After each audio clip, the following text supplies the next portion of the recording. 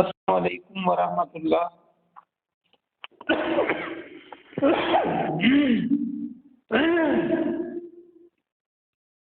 الحمد للہ وکفا وسلام علی من لا نبی بعد۔ اللہ مہربان کے فضل و کرم سے ہمارا آج کا سبق سورہ النساء کی آیت نمبر 15، 16 اور 17 ہوگا انشاءاللہ۔ اعوذ باللہ من الشیطان الرجیم، بسم اللہ الرحمن الرحیم۔ یہ رکوع بھی ختم ہو رہا ہے، 13 رکوع ختم ہو گئے ہیں، یہ 14واں ہے۔ واللاتی یاتین الفاحشہ، واللاتی اور وہ عورتیں جو، آپ کو پتہ ہے والذین مذکر کے لیے ہوتا ہے، واللاتی وہ عورتیں جو یاتینا ارتکاب کر بیٹھیں، مرتکب ہوں، نیا لفظ یاد کریں۔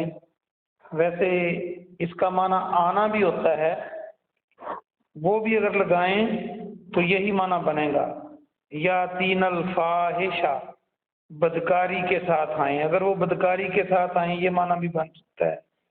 تو اگر وہ فحاشی کا ارتکاب کر بیٹھیں، فاحشہ فحاشی بدکاری، من نسائکم تمہاری عورتوں میں سے، فاستشہدوا پس تم گواہی طلب کرو۔ اس لفظ کو دیکھ لیں، فا کے معنی پس، اور جو الف سین تے ہے اس کا معنی ہوتا ہے طلب کرنا۔ یہ کئی دفعہ ہے، کئی دفعہ یا سین تا آتا ہے، کئی دفعہ الف سین تا آتا ہے، اور واو الف جو آخر پہ ہے اس کا معنی سب، جمع کی علامت ہے۔ تو اصل ورڈ جو بچا وہ شین، ہا اور دال ہے۔ اس کو غور سے دیکھیں تو شہادت اردو کا بن جاتا ہے آرام سے۔ شین ہے دال موجود ہے، شین ہے کے آگے الف لگا دیں اور دال کے آگے تے لگا دیں تو شہادت بن جائے گا، جسے ہم گواہی کہتے ہیں۔ فاستشہدوا تو تم گواہی طلب کرو، علیہن ان پر۔ آپ کو پتہ ہے مذکر کے لیے تو علیہم ہوتا ہے، مؤنث ہو تو علیہن۔ اربعہ چار کی، اربع چار کو کہتے ہیں۔ اربعۃ منکم تم میں سے، اپنے میں سے 4 لوگوں کی گواہی طلب کرو۔ فَإِن پھر اگر شاہدو وہ گواہی دے دیں، شہادت دے دیں، فَأَمْسِكُوهُنَّ تو ان کو بند رکھو۔ امساک میں نے لفظ بتایا تھا پچھلی دفعہ جب یہ آیا تھا، الف میم سین الف کاف، روکنا۔ فَأَمْسِكُوهُنَّ تو ان کو بند رکھو، ان کو روک لو، بند کر دو، قید کر دو۔ فی بیوتی گھروں میں، بیت کی جمع بیوت، حتیٰ یہاں تک کہ، ہم اردو میں بھی حتیٰ کے کہتے ہیں۔ یتوفاہن، یتوفاہن مؤنث کے لیے ہے، فوت کر دے انہیں۔ یہ واو فے اس میں موجود ہے تو وفات اور فوت ایک ہی چیز ہے۔ یتوفاہن، ہن الموت موت ان کو فوت کر دے، یعنی موت ان کا کام تمام کر دے۔ او یا جعل اللہ اللہ بنا دے، جعلہ کا معنی بنانا، اللہ نکال دے، اللہ بنا دے۔ لہن ان کے لیے، سبیلا کوئی راستہ۔ اس کا با محاورہ ترجمہ سنیں۔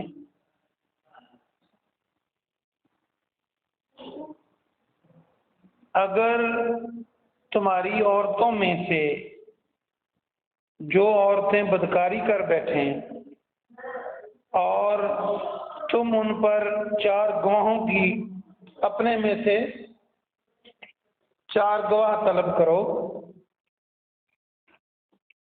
اور اگر وہ گواہی دے دیں تو ان کو اپنے گھروں میں بند رکھو یہاں تک کہ موت ان کا کام تمام کر دے یا اللہ ان کے لیے کوئی راستہ نکال دے۔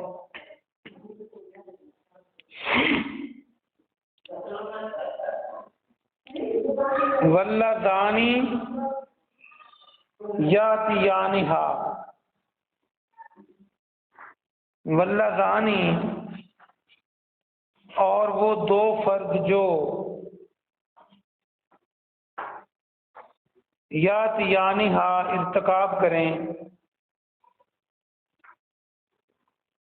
منکم تم میں سے، فآذوہما تو ان کو دونوں کو ایذا دو۔ عذو کو دیکھیں جو اردو میں ایذا تکلیف دینا ہوتا ہے، ایذا دینا یہ وہی لفظ ہے۔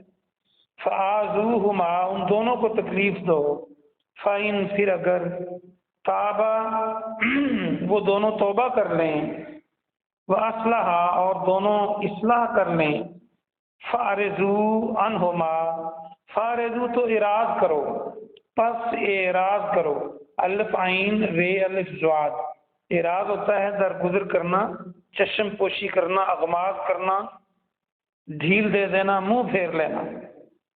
فأعرضوا عنہما ان دونوں سے درگزر کرو، ان اللہ بے شک اللہ کانا تواب الرحیم ہے توبہ قبول کرنے والا، تواب توبہ قبول کرنے والا۔ تواب کو دیکھو تو توبہ کا لفظ آپ کو اس کے اندر نظر آتا ہے، رحیمہ بہت مہربان۔ اب اس کا بامحاورہ ترجمہ سنیں، اگر دو فرد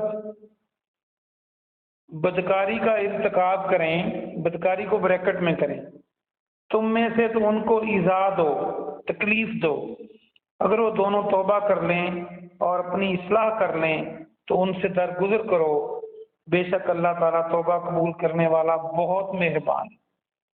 تیسری آیت آج کی، انما التوبۃ، انما در حقیقت، التوبہ توبہ، اللہ اللہ پر ہے، بریکٹ میں حق کریں، در حقیقت توبہ اللہ پر حق ہے، یعنی اللہ توبہ کو ضرور قبول کرتا ہے، یہ اس کا معنی ہے۔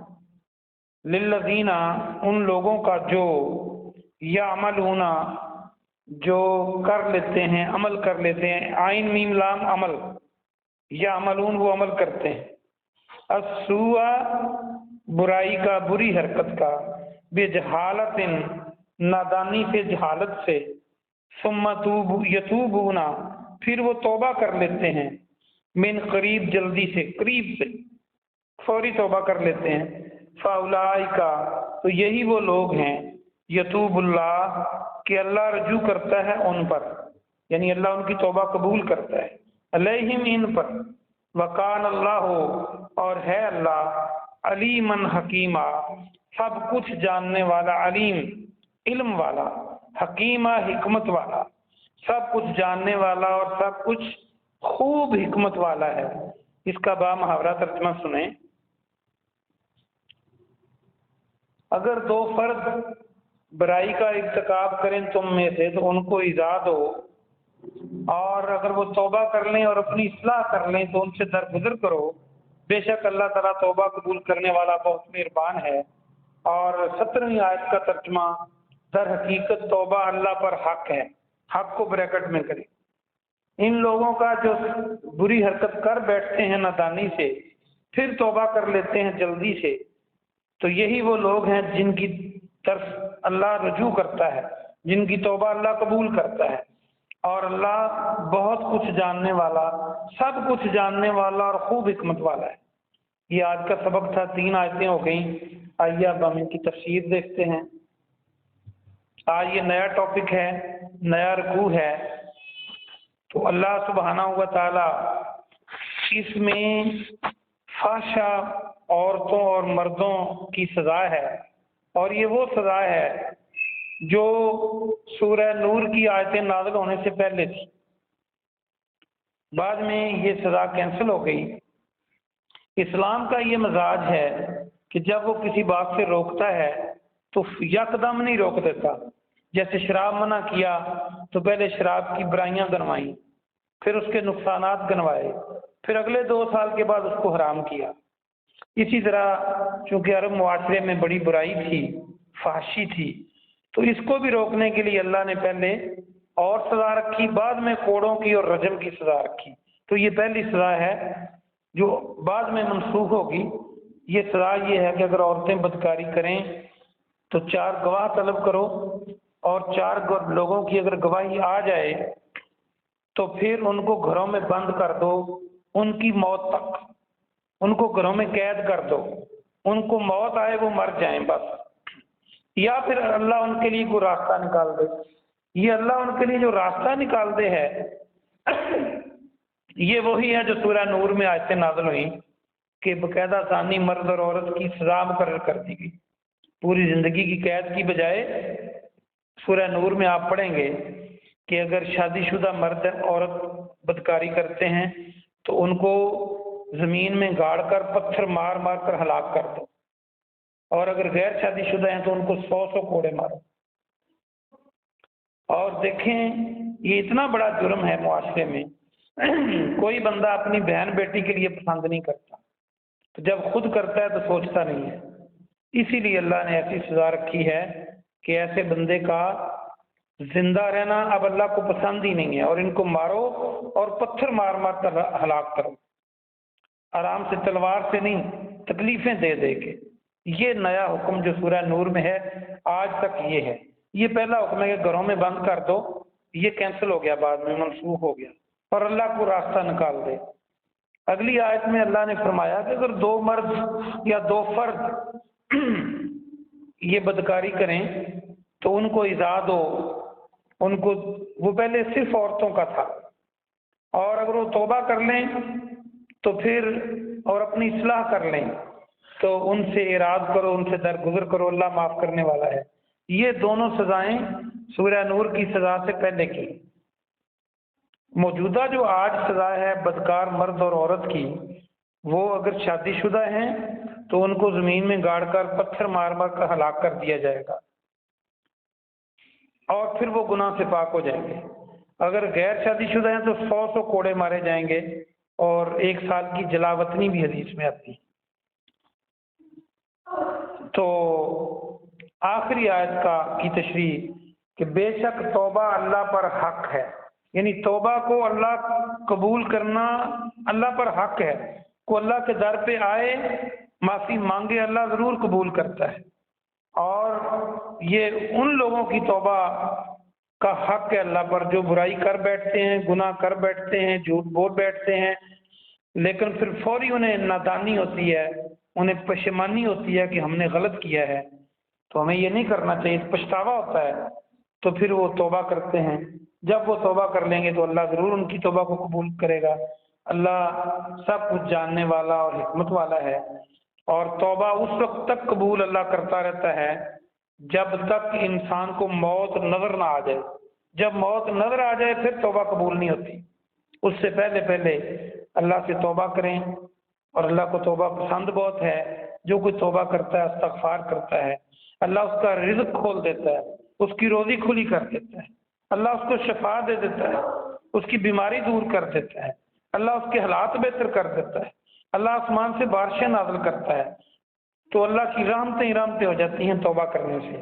اللہ پاک سے دعا ہے کہ اللہ پاک ہمیں گناہوں سے بچائے، اگر ہم کر بیٹھیں تو ہم اللہ کے سامنے توبہ کریں تاکہ اللہ ہماری توبہ قبول فرمائے۔ آمین۔